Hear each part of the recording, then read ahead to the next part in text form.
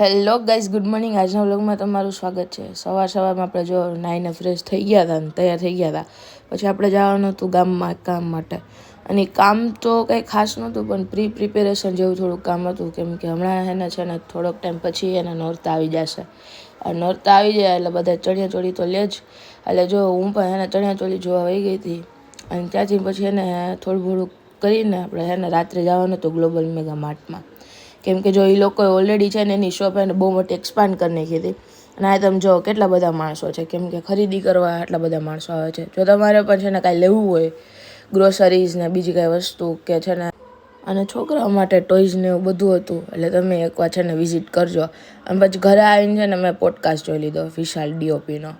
હાલો, તો એ પોડકાસ્ટ જોતી હશે બધા લાઈક કરો, શેર કરો, કમેન્ટ કરો, ફોલો કરો. મળશું કાલે બીજા વ્લોગ સાથે. ત્યાં સુધી બાય.